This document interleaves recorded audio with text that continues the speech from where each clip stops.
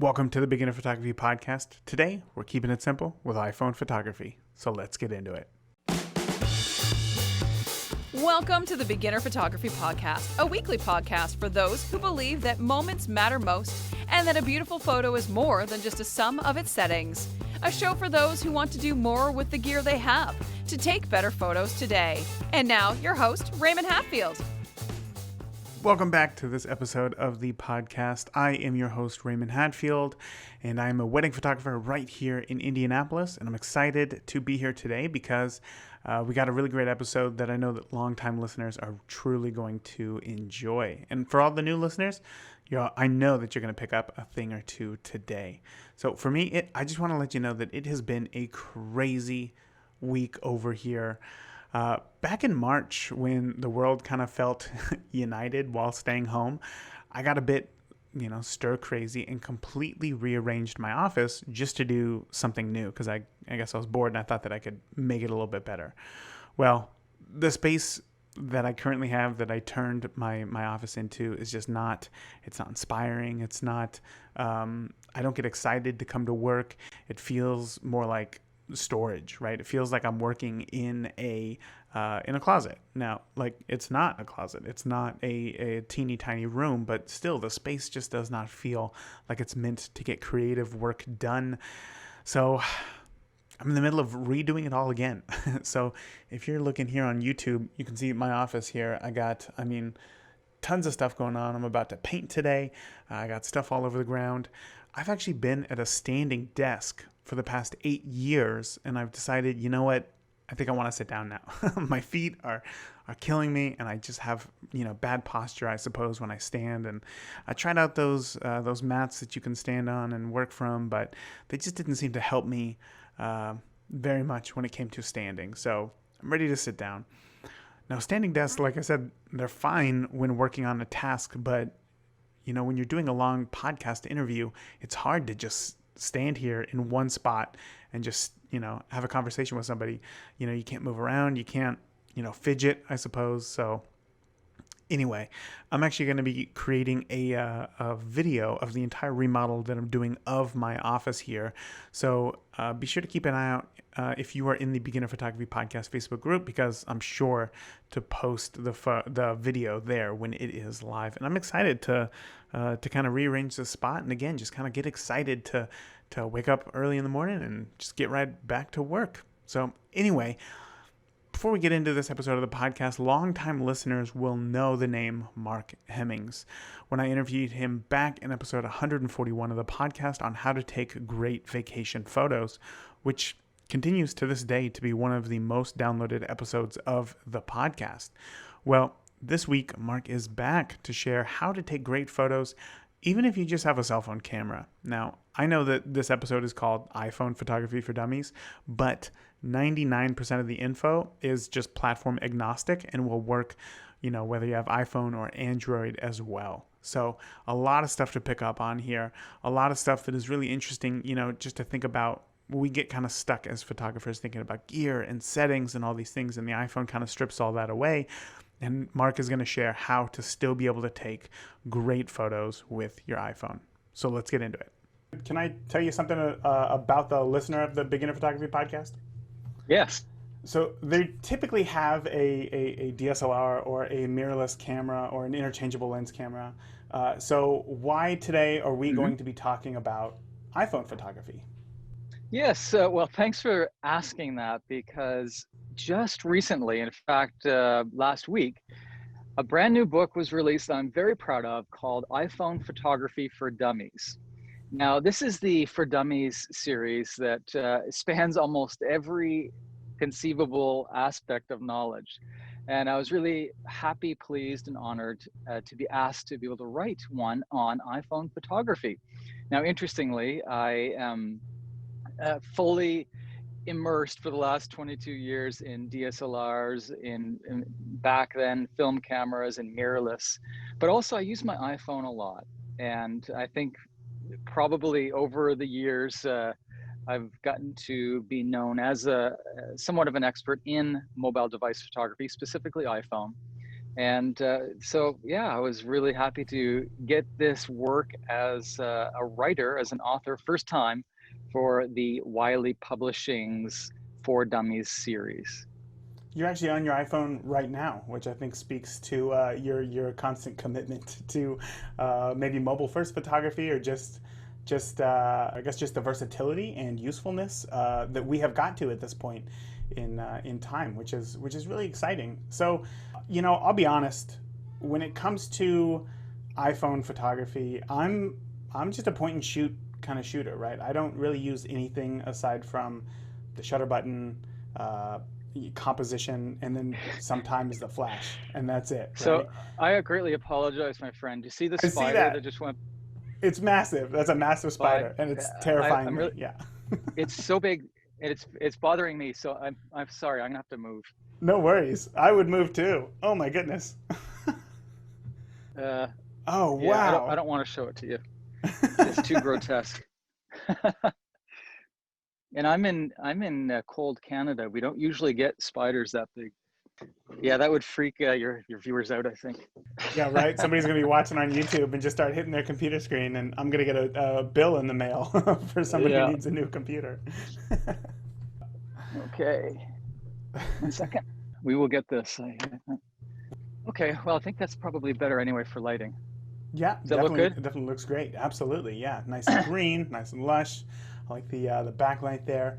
So I'll just get right back into it, and it's basically saying that as an iPhone photographer, I'm definitely just of the point and shoot variety. I don't use any sort of settings or anything like that, except for just my own composition and using the flash. So I think that this episode is really going to be an eye-opener for me. But before we dive deeper into the world of iPhone photography and mobile-first photography, can you remind myself and everybody listening kind of how you got your start in photography?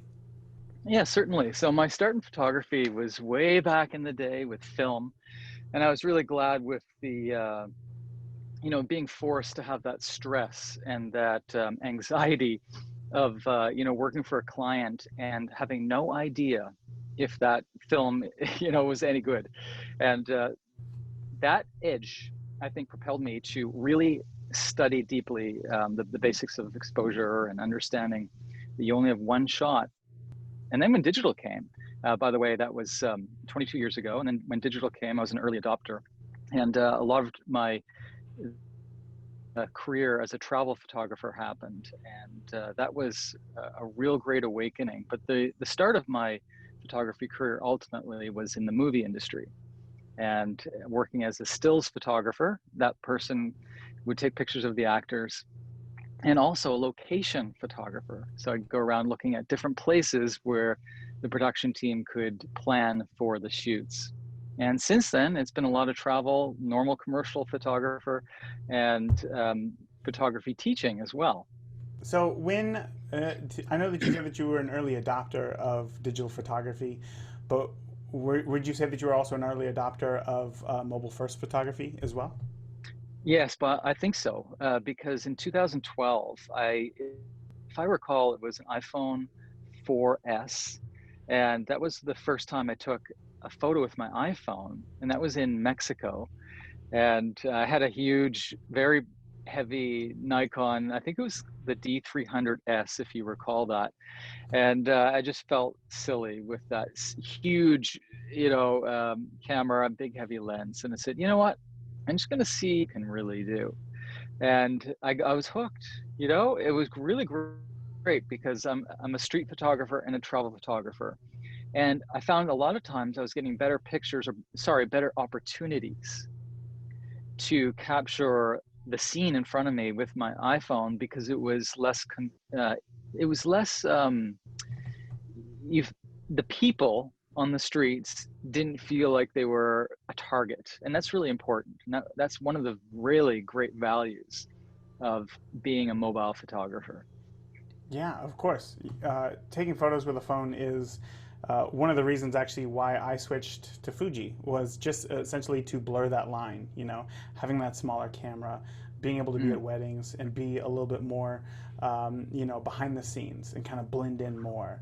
And I've always wanted to actually just shoot an entire wedding on an iPhone. But I think I'm scared, to tell you the truth, because we are removing a lot of the controls or the settings.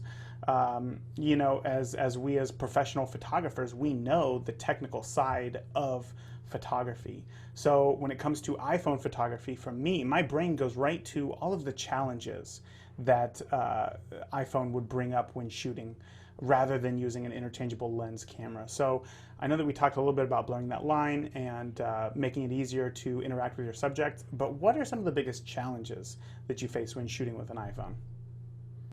Well, one of the biggest challenges that is actually being met as we speak is the fact that a small sensor camera does not have much what we call bit depth. Now, that's a technical term. I'm sure that you know what that refers to, but essentially the larger the sensor on a camera, usually, not always, but usually allows for greater levels of capture in the shadows and highlights. I'll give you a real world example. For someone who doesn't have much hair, take a look up here. See this white spot? Yes. This is due to a very small selfie camera from my iPhone. That's what we're recording on right now. Now, with a larger camera, a DSLR or mirrorless, there would be more information, more pixel information, which could actually produce skin tone, normal, non-blown out section here, and of course, on my face and my shirt. The engineers came up with digital solutions for a lot of these physical or analog problems. And that would be, for example, in iPhone, they have something called Smart HDR, Deep Fusion, Night Mode. These are three aspects that are largely digital solutions, like computational scenarios that are happening inside the iPhone while the picture is being taken, that will actually produce results that mimic or very, very close to raw capture in DSLRs. Now, it's true that this is a digital solution. It's not perfect, but what's really promising is that this technology is at its baby stages, and it can only go, farther, higher, and better from here. Do you think that, I guess let me start with the one question before what I was about to ask is, are we going to be entering a world in the future where you think that both having a DSLR or a mirrorless camera and a small sensor iPhone, do you think that we're going to be in a world where both of those can still exist? I think that the polarization is going to be even stronger, where professionals will still have DSLRs and mirrorless, or advanced amagers who love, like landscapes, nature, safari, astrophotography, fashion, anyone in the magazine, all those people will still have them. But I do see, with regards to me saying, I do see that the average person is probably not going to be buying DSLRs or mirrorlesses as much as they used to. Mm-hmm. So if you're making money with photography, or it's your great passion, the DSLR and mirrorless, more so the mirrorless industry, will be going strong, I hope. However, the vast majority of people will be just using the cameras on their iPhones or Android. Yeah, it's hard to tell what the future has coming, but I think I'm of the same viewpoint of I can't imagine it going really any other way unless there's, what really excited me there for the long time was that was it the Light 16 camera, the one, it was like a cell phone camera, but it had the 16 Oh, yes. cameras built into it, and I think afterwards you could either choose your own focal distance as well as focal plane for like what you wanted in focus. Because honestly, like when we're shooting with DSLRs, you can miss focus, and it's always nice after the fact to be able to edit, but being able to zoom in with an optical zoom after you've taken the photo would just be incredible. Now I know that iPhones have introduced multiple lenses and things like that, but do you see any sort of technology like that coming? And do you see any more technology like that coming, or is it just the single lens type system that we're used to? Well, the best scenario, and it's already happening, is a mixture of analog, or we would say physical processes. And that would be the physical glass of the lens, and the physical chip mixed with the computational algorithm, the software and the firmware that's behind the processing of that image. Now, I'm not well versed in Google World and Android, but I do understand that there's a new camera. It's 106 megapixels. And there's also Android cameras that have physical zooms. And I would say that that aspect of having a physical zoom where the lens physically goes in and out to capture more telephoto and more wide angle, that might be something that is highly valued in the future. The trick is that an iPhone or an Android is thin, and it has to be because it has to fit in our pocket. However, the true quality, in my opinion, is physical processes where we have the physical ability to zoom in. Now, if that's not possible, then what Apple is doing, and also a lot of Android manufacturers, is simply putting in a third lens. So that would be called the 2x lens, and that is equivalent, at least on the iPhone, to a standard 50 millimeter view, if I recall. Now, you have that 50 millimeter view, which we all love, the nifty 50. And the good thing is that you can extend beyond that 50 millimeter view through their digital zoom. Now, it's true that digital zoom is a manufactured or a fake or an artificial zooming in. However, I was really surprised. I did a crazy, like 10x on the digital zoom, and I was really surprised how far I could get and the quality of the image. Now, the quality of the image with artificial digital zoom usually is terrible. However, it's all based on, the geniuses behind these, these software developers who are creating this magic, both on the Android and the iPhone side. All right. So obviously, there's a lot of promise going forward in the future as far as kind of where we're going to be going with digital photography. But maybe maybe we jumped in a little too head first. Maybe we're getting a little too technical. Let's go ahead and scale it back and just kind of start from the beginning. I know that in the App Store there are tons of camera apps. Is there something in particular that we should be using? Is there something special that you use, or do you just use the stock camera app? Is that fine? Oh, I love this question, because I have very specific instructions for people based on their device. Now, if you have an iPhone 11, then I suggest that you use what we call the native camera. And the word native camera simply means the camera that's given to you on the iPhone. If you have any other iPhone, by the way, I'm going to get into Android in a second, but if you have any other iPhone, I suggest the Lightroom camera. Now, this is the Lightroom Mobile app. It's free. And the Lightroom camera is so good because it allows you to shoot in DNG. Now, that's a RAW format, really good quality, and you can edit those photos extremely well.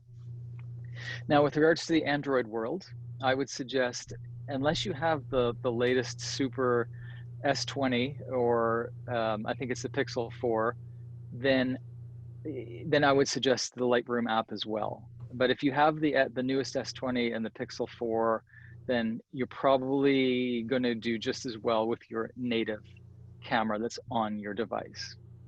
So why is that? Just because I'm completely unaware. I have an older iPhone, completely unaware as to why, what makes the native camera app on the iPhone 11 just as good or good enough compared to the Lightroom app. Yeah, it's a great question. And the reason being is that iPhone 11 comes with those 3 factors that I was referring to. One is night mode, one is deep fusion, one is smart HDR. And this is all, aspects of the camera taking 3 shots almost instantly to balance, like I said, like bright spots on my head, to get really good sunsets where the sunset isn't blown out and far too bright. And the newer devices have these, electronic wizardry aspects that allow for insanely good photos, even though they're not RAW. Now, if any of your viewers, most of them probably know what RAW means, but that's simply an uncompressed image that retains a lot of digital information. Now, while it's true that Lightroom allows for RAW, and I encourage it, I found that at least on the iPhone, which I'm used to, the iPhone 11 Pro Max, I got better results from the iPhone, even though it was not RAW. It was called a format called HEIC, and some of your viewers may know about that. It's just a newer format that's a bit better than JPEG. Do you think that that is something that we're going to have to worry about in the future, different types of file formats and stuff? Because with Apple kind of making the switch to this HEIC format rather than JPEG, is there anything going forward that we should be maybe concerned about or to prepare ourselves with? I don't think so, because HEIC or HAIC, whatever you want to call it, is it's easily exported to JPEG. Very simple. I've had zero interoperability problems with it. In fact, almost all new software receives and reads and understands HAIC images now. So I don't see a problem with that at all. Okay, okay. So when it comes to, let's get back to these settings, right? Why we're using either the native iPhone app on the iPhone 11 or going forward newer, or using the Lightroom camera app maybe in older iPhones. You know, a large part, as you know, of DSLR shooting is adjusting your settings just for total image control, right? Are there any settings that we should be using or changing on our phones to be able to take the best picture possible? Well, the iPhone photography workflow was meant to be simple from the very beginning, and I appreciate that, where you have very few options. It's a really stripped down way of taking pictures. Now, a lot of people will know that when they push their finger on the screen, that activates what's called the AEAL button, and that's usually a little yellow icon that pops up, which means that the exposure is locked and the focus is locked. I hope I said that right. Auto AEAF lock. Yeah, that's right. However, my understanding is that in iOS 14, there may be a separation of those two. So we can actually do what other apps already do, is where we can lock the exposure. This is sort of like mimicking a manual adjustment on our DSLRs or mirrorless, and independently lock the focus. And this was not possible before. Now, it may be very possible on Androids, and it's certainly possible on almost all the popular camera apps available on the App Store. However, that is just one more aspect of being able to get into more manual adjustments, but still keeping the device super simple so that everyone can enjoy photography. So obviously, I would consider keeping photography simple. You know, I guess you could look at it both ways, either a strength or a weakness. But when it comes to the strengths of iPhone photography, we kind of talked about those weaknesses: small image sensor, kind of limited by the lenses that we're using. I want to take a moment just to talk about the strengths specifically of iPhone photography. Where do you think the iPhone shines most? Yes, and what I'll probably do is say that this is also for Android as well, the first couple. The mobile photography strengths are you being able to react super quick, almost instantaneously by pulling your camera out of your pocket. Now, that's not always the case with DSLRs or mirrorless. You're unlatching your camera bag, if you even have your camera at all. So that is one real strength, is the in 2 seconds I can get a picture from having my phone in my pocket. That's good. The second is, because I'm a travel photographer and a street photographer, I find that people are like so much more inclined to allow photography with an iPhone or an Android. And they do get nervous with big cameras because, who knows who you are? Like, why are you photographing, strangers without their permission on the street with a huge $6,000 camera, which I've done, by the way, and I felt ridiculous doing it. So that's the second aspect that's really important.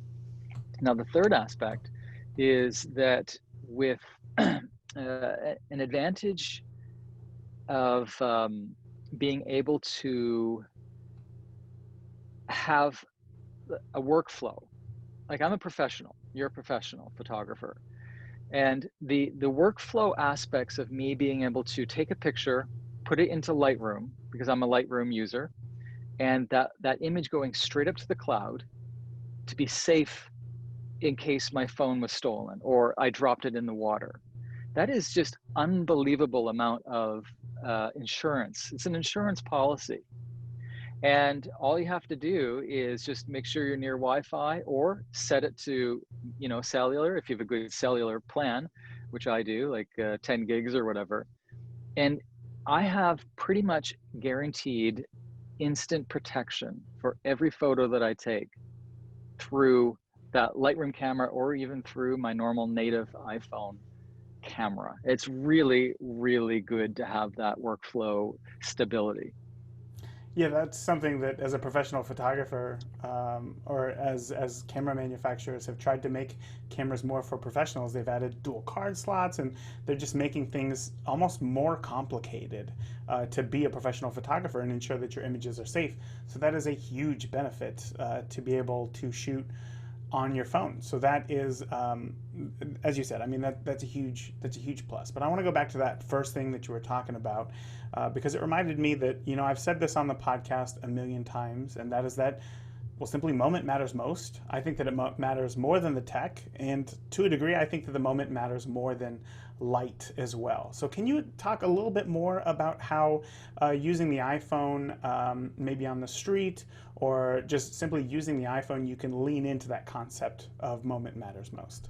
Yes, yeah. So what I try to tell people when I'm teaching DSLR or mirrorless, I'm going to explain this first, is that speed is key. And so I always tell them, when you're doing street and travel photography, because I teach these people in different countries around the world, we need to be quick. And that's why I suggest aperture priority, f5.6 or f4.5, auto ISO. So that's the recipe I use for super fast street or travel photography. Now, in the world of iPhone or Android or mobile photography, it's even easier because there's no real adjusting of those the three parameters on the exposure triangle. It's you compose, you make sure that the lighting is good, and even if the lighting isn't the greatest, you take the picture anyway, and you just pull it out of your pocket, get the shot, and you're all set.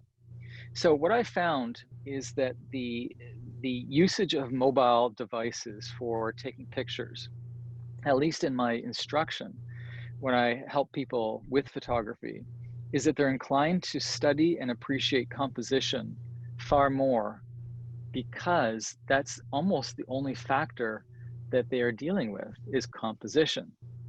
They don't have to deal with, all the complexities, which are actually good complexities, but they don't have to deal with that. So they really study composition. They study how light affects the subject, which is something that I really like.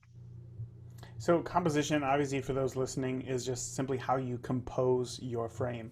So can you share maybe how the iPhone is more conducive to working on your composition rather than a DSLR? Yes, exactly. So these days we have articulating screens on our newer DSLRs and mirrorless. That's great. That means that you can flip up the screen to see the picture better. But to be honest, that's still smaller than probably the smallest cell phone, that screen. So the ability to have a very large screen to compose our photos and to see just how the elements fit into the picture space inside this rectangle is quite valuable. And that really sort of kickstarts people into a love of composition and understanding theory.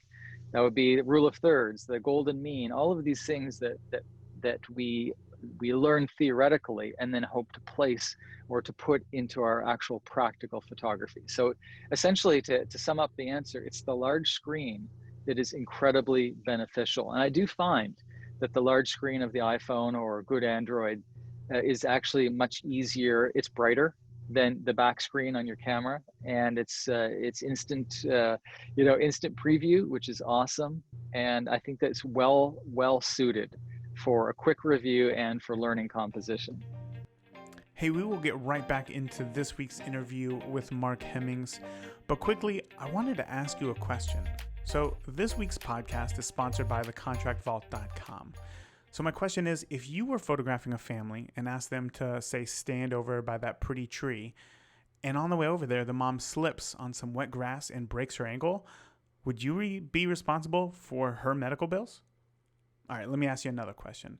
If you were at a wedding and one of the guests knocked down your light stand and damages, say, the wall or the floor of the venue, who would have to pay for those damages? Now, I don't know about you, but I got into photography because I love to shoot and capture these beautiful moments. Now, the last thing that I want to worry about is protecting myself legally. I just want that to be taken care of. And that is why I am so happy to have found the sponsor of this week's podcast, the Contract Vault. The Contract Vault provides all access to reliable contract templates specific to the photography industry.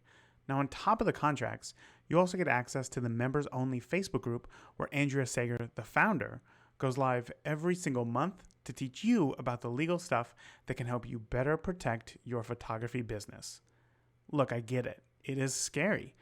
You got into photography because you love shooting. You love being behind the camera. You didn't get into photography because you're really good at business and the legal side of things.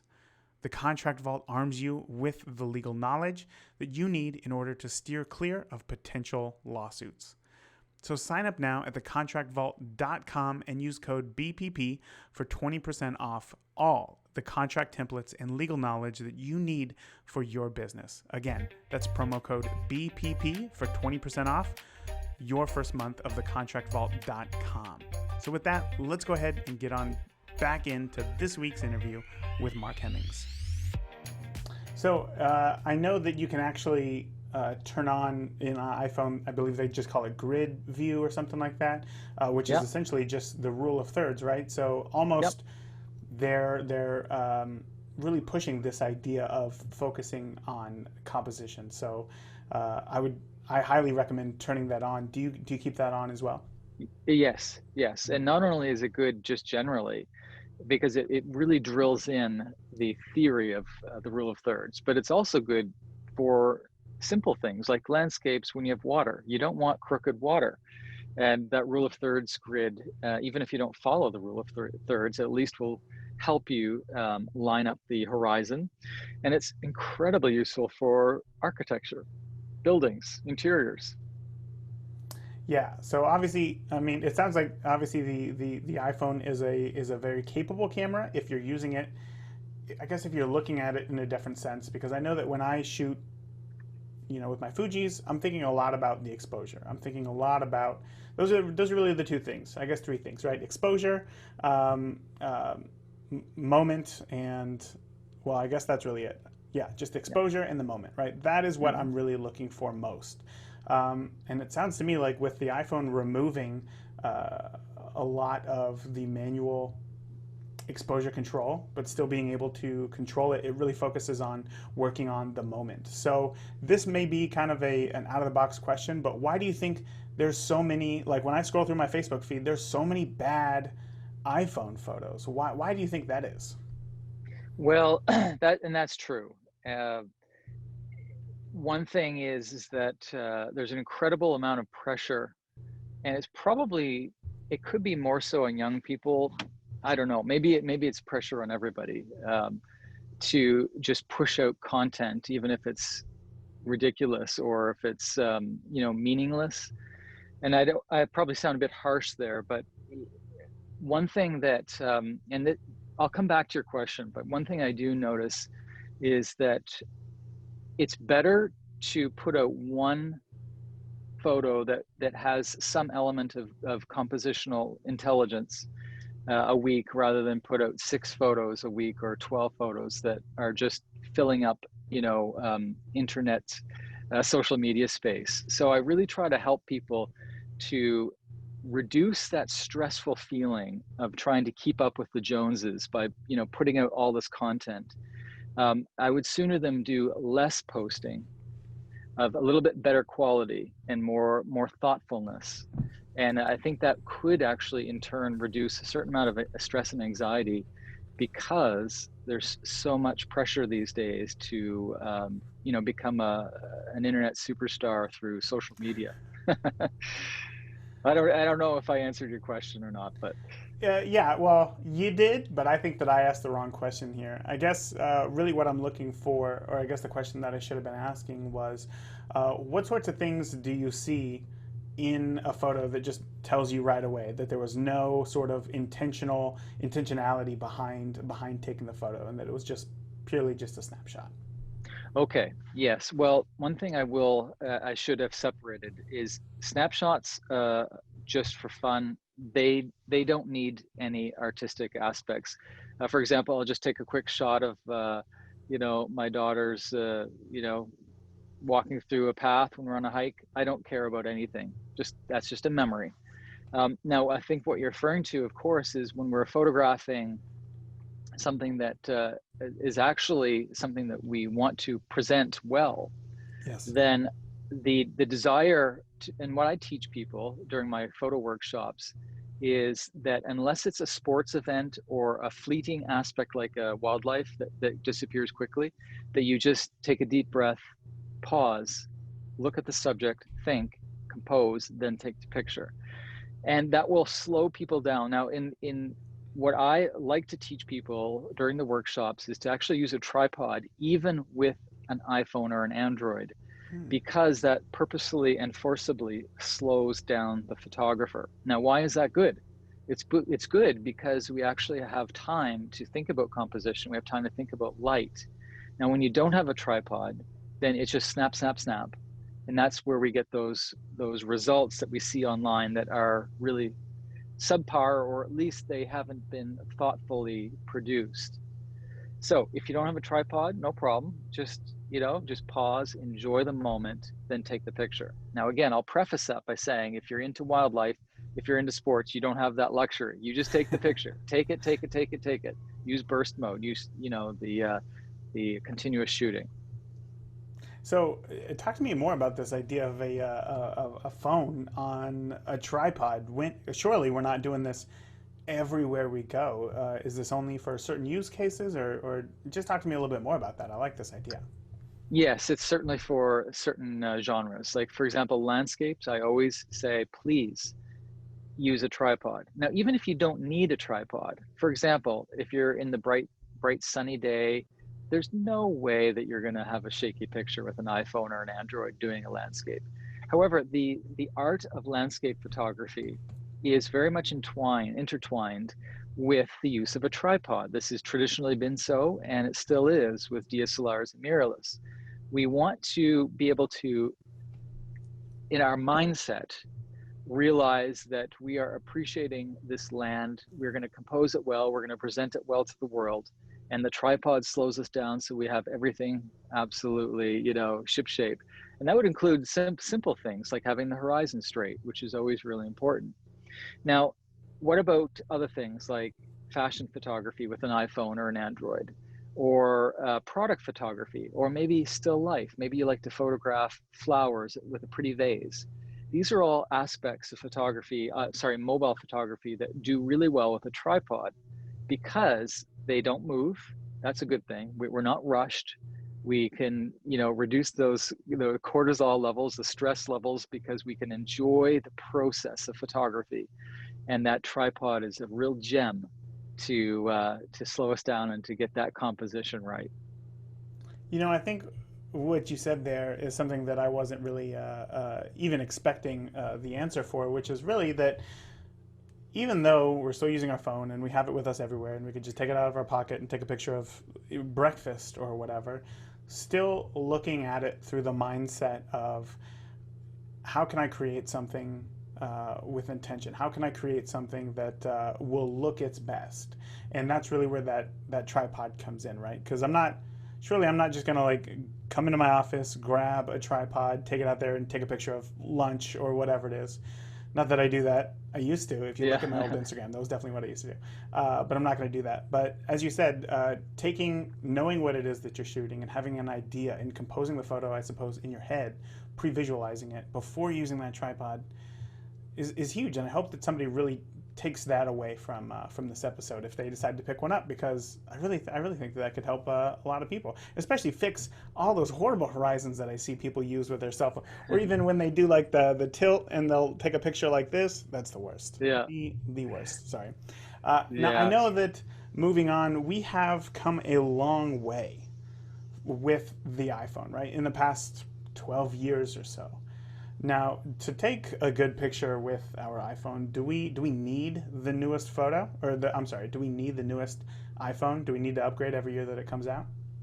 I want to always make sure that everyone knows, and I even do this for my DSLR photo workshops and mirrorless, is that I never want people to go into debt to buy gear.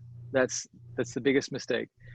Don't upgrade until you have the budget for it, and don't ever feel pressure from any ridiculous professional photographer saying that you gotta upgrade. You know, your iPhone 7 is too old, or your this and that is too old.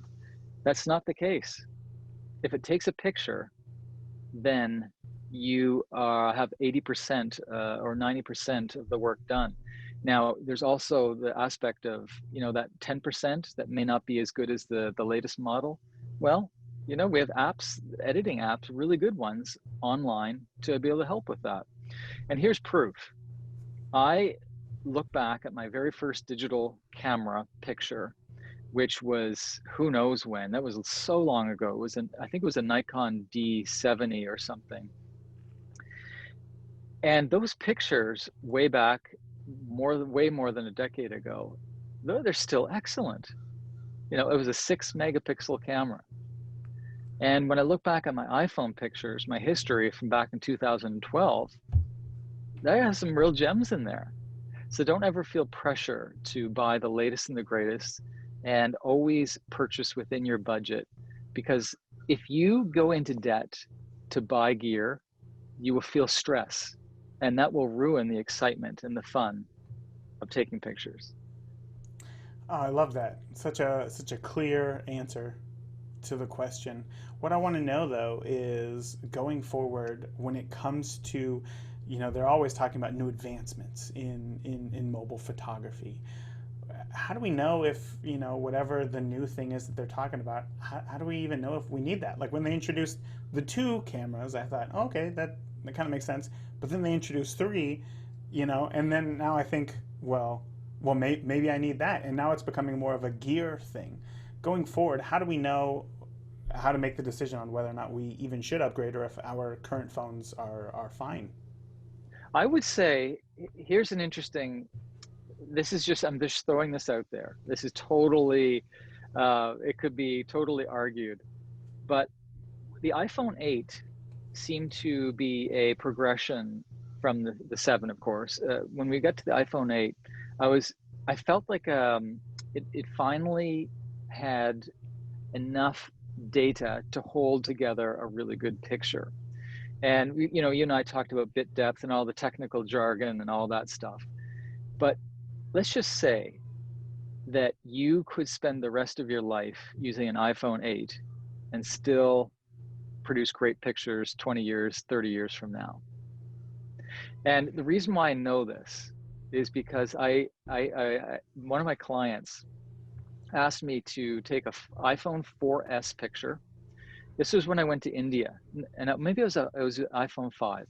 I went to India and I came back with some iPhone pictures, and my client wanted me to use the picture to blow up to like 12 foot high by 18 foot wide for a restaurant.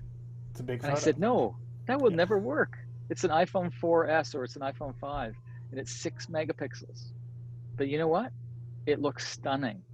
Really? And it's in the restaurant in my hometown, in St. John, New Brunswick, Tandi's Indian restaurant. And I was amazed. So you don't need to buy the 11.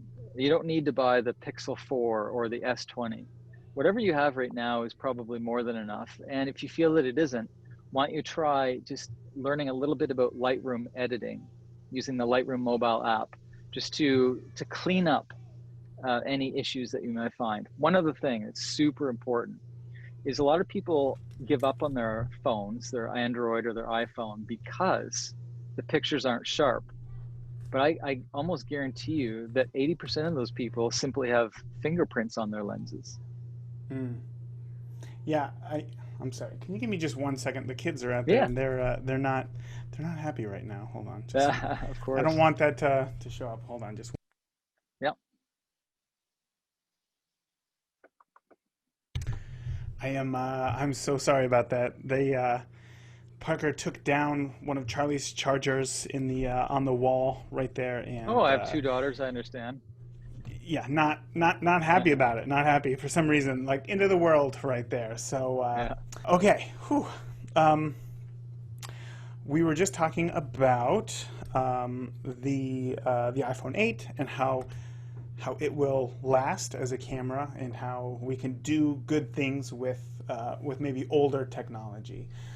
So it sounds to me like everything that we've been talking about today has been a lot about the strengths of an iPhone, but surely we haven't really talked a lot about the challenges of shooting on an iPhone. You know, about its weakness. Well, we did talk about the smaller sensor sizes and whatnot, but maybe let's talk about a situation in which we would not want to use an iPhone. When would that be? Yes. So there's a technical term. Um, it's a very funny actually it's a non-technical term. It's called the Jello effect, and that happens whenever we take our phone and we shake it or move it and take a picture. And what happens is everything becomes skewed in one direction or the other, and it's actually quite fun. You should try that, all of the listeners. Um, and this is a result of how sensors, camera sensors, read or record information. And so if we are physically, like let's just say we're in a car and we see this great scene, but we are moving around like this because it's really bumpy. Our photos are not going to be what we call true straight lines. They're going to be warped. And this is normal. This is this has been a problem since the age of since digital recording has happened. Now, why doesn't this happen on a DSLR or mirrorless? Well, a DSLR or mirrorless has the advantage of a physical shutter. An iPhone or an Android does not have a physical opening and closing shutter. It has what's called an electronic shutter. So that's why sports photography and any fast-moving photography is usually not the best for a mobile device. That's why I would always switch to, like, I have a Nikon D780, I have a Fujifilm X-T4, and I cycle through cameras quite a bit. And that's when definitely I would be using a bigger camera. So that is, that's one area where you would definitely want to make sure that you're using a bigger camera with a physical shutter. Okay, that makes sense. So anything pretty much fast moving, anything yeah, that's it. Really fast moving subjects. Okay, cool. It's funny that you said that because now I'm thinking back to a photo. Last year I went to the Indy 500, and obviously these cars are going like 300 miles an hour. And I remember sitting in the stands and taking a photo, and just the effect was that the car, you know, if you were to measure it on the track, had to have been like several hundred feet long just because it was going so Yes, fast and it was so stretched out. exactly. Yeah. All right, so note to self: don't. Maybe I could shoot a wedding on an iPhone, but don't try to shoot the Indy 500 on an iPhone. Okay, Yes, got it. exactly. So let's go ahead and move on to the next step, which is after the capture, right? The edit. There is a lot of editing apps. I know that you talked about Lightroom there. Is that pretty much the end-all be-all? And what else? What should we be doing with our photos after they're edit or to edit them? Well, I love talking about the photographer's workflow because I use this every day. So I'll just quickly tell you what I do is I'll take a photo either in my DSLR, my mirrorless, or my iPhone. And within my iPhone, it's either the native camera or the Lightroom camera. But all of those pictures, regardless of how I captured them, get into the Lightroom app. Now, the Lightroom app, I can actually access, like if I shoot with my Fuji or my Nikon, I just have a little adapter. So SD card adapter goes straight into my iPhone, and they get loaded into Lightroom. Those images go straight up to the cloud, but they're also within my iPhone in the form of what we call a thumbnail or an editable copy that's lower resolution, but still fully editable. Now, in Lightroom, I will do all my adjusting because I feel in all my experience that Lightroom Cc has the best amount of editing capacity. Now, it doesn't have all the fun gimmicks, but it has the foundational elements that professionals need. Now, when I get the picture the way I like to in Lightroom Mobile app on my iPhone, then I export it to a third-party app if I need to. Let's just say, for example, people like Snapseed. Let's just say that there's a Snapseed filter that I can't get on my Lightroom. So I just export it to Snapseed, do my adjustments, and then send it back to Lightroom as a copy. This is extremely useful, but there's something even better. All Adobe apps, and that would be Adobe Fix, Adobe Mix, Adobe Photoshop, I think it's called Express, they really easily interact with Lightroom, where you seamlessly go from one app to the other and then back into Lightroom. So that's my workflow. Like 90% of the time, I just stay within Lightroom. But when I need that extra, special fun filter or something, I'll go out of Lightroom. And one more thing before, it's really important because people get frustrated. Lightroom, because it's raw, it's dealing with non-destructive raw capabilities. It's not so good for erasing power lines or spot removal or healing brush. But that's okay, because there's an app called Adobe Photoshop Fix, F-I-X, that works seamlessly with my Lightroom app, and they send each other back and forth. And that's how I get rid of the power lines or, anything that I want to remove from a photo. I have never heard of Photoshop Fix, Adobe Photoshop Fix. I'm going to check that out for sure right after this, because one thing I did this year was I tried to, with the, I started off the year with a Fuji X70, which I love to death. And I thought, you know what, I'm really going to try to make a push towards mobile editing with my iPad here. And I loved it. But as you said, I mean, there was just a few things that I found were much easier to remove maybe in Lightroom on the computer than they were on mobile. But it sounds like maybe there's just a slight workaround to get those things to work. And I just got to do a little bit more research to do that. So I'm going to download that right away, because that sounds fantastic. So earlier you said that Lightroom is great, but maybe it doesn't have all the cool gimmicky features, I believe was the exact technical term there. Can you maybe talk to me about what that means? Like what does Lightroom Cc not do? Yes, Lightroom Cc is it avoids usually popular gimmicky meme-ish type filters, because it needs to make sure that it doesn't, I think it's called software bloat, where there's just way too much stuff within a software app. But that's okay, because Adobe cleverly comes up with these extra apps. For example, one's called Photoshop Camera. Now, Photoshop Camera has all of the cool filters and effects that, for example, my teenage daughters love. And it works in tandem, and it's the interoperability with Lightroom app is quite stunning. So, for example, if I want to get this crazy garish colors with words coming out of my head, for Instagram or even TikTok, if it was for motion, and all of these things, they're all available in Photoshop Camera or Photoshop Express, or all these other Adobe apps. And it's very simple. So you do your base work in Lightroom, and then the fancy fun stuff for social media, you can export and work within those apps, and then bring that picture back into Lightroom. Okay, so the basic edits in Lightroom are just simply exposure, saturation, contrast, just getting the overall look of the image right. We bring it into another Adobe app, play with it a little more, maybe do something a little bit more creative, and then we bring it back into Lightroom as a form of storage, or as a form of finishing it up? A form of storage. Form of storage, got it. Okay, okay. So now that we have shot our masterpiece, now that we have edited it to be even better, what's next? What do we do with all these mobile photos that we take? Yeah, so for what I do is we're talking COVID times right now, but let's just say that we're talking pre-COVID. What I would do is all my photos live in Lightroom, and then I export a small JPEG for upload to social media. So for example, my last trip was Mexico. I spend each winter in Mexico. And if you look on my Instagram, probably there hasn't been much uploading, at least not internationally.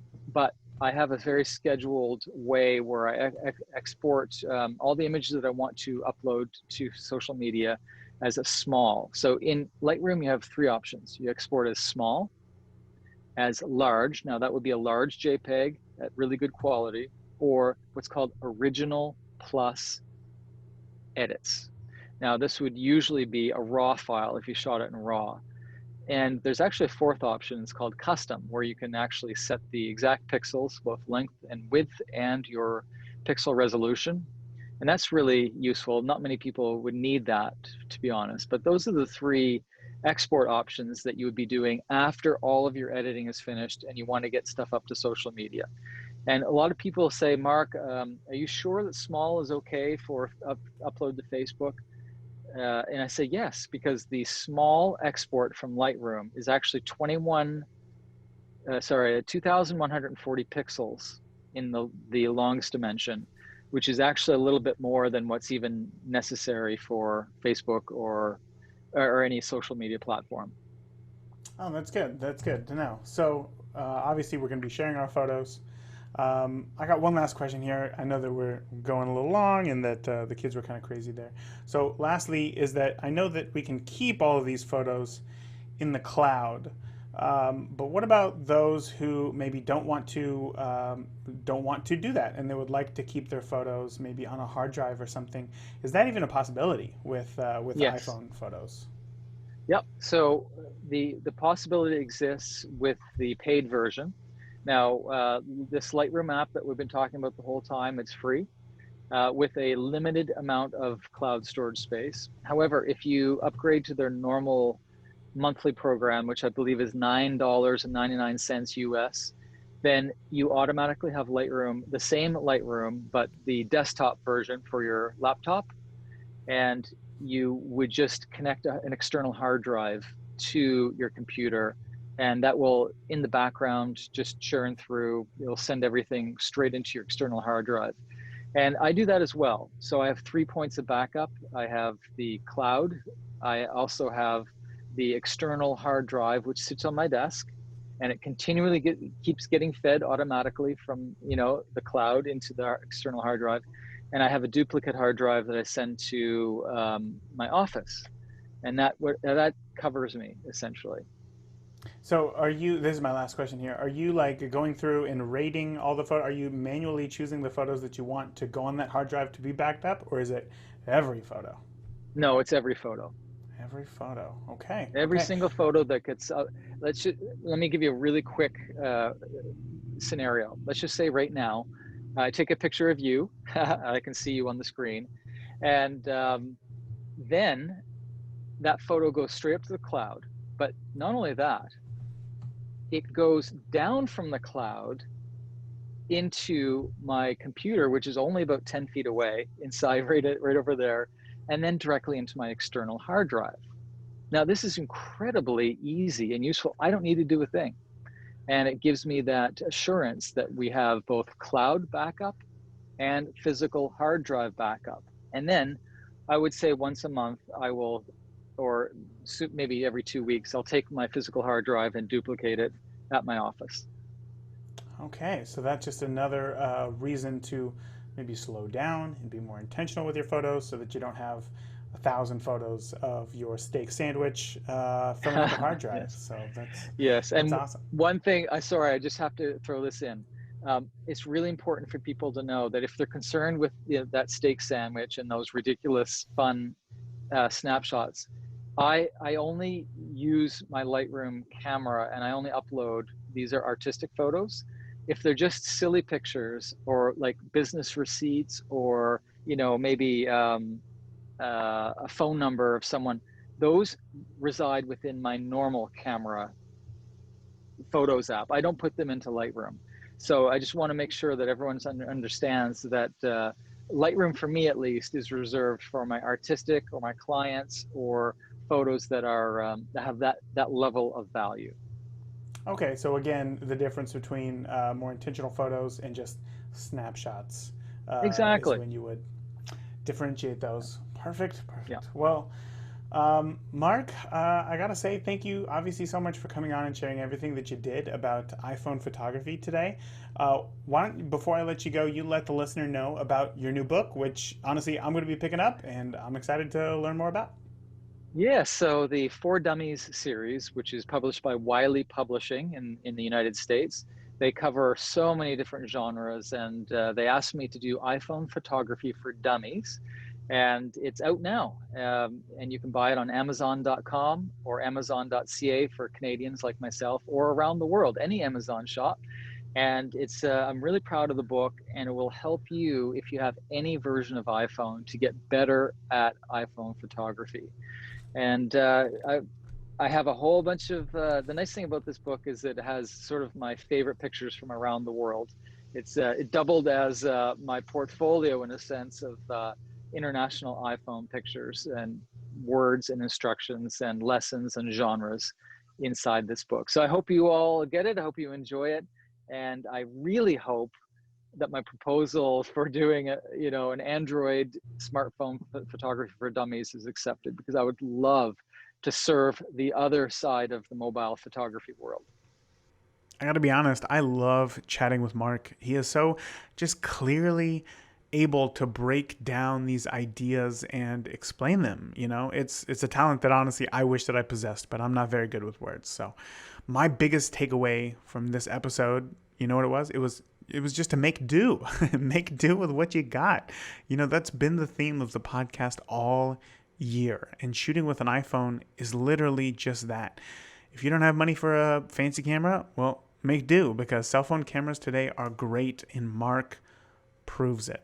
I would love to hear your biggest takeaway from this episode with Mark Hemmings in the Beginner Photography Podcast Facebook group. If you're on Facebook, just search for Beginner Photography Podcast and come join the conversation. So that is it for this episode. And remember, do not forget to do your business a favor and check out the Contract Vault. You'll find all the photography contracts that you need right at your fingertips at www.thecontractvault.com, and use promo code BPP. That's BPP for Beginner Photography Podcast for 20% off your first month. Until next week, I want you to make do. You know what? Just shoot with your iPhone this week. That's what I want you to do. I want you to make more. I want you to do more. And I want you to make do with the gear that you got, because as you're going to find out, it's better than you think. Stay safe. Thank you for listening to the Beginner Photography Podcast. If you enjoy the show, consider leaving a review in iTunes. Keep shooting, and we'll see you next week.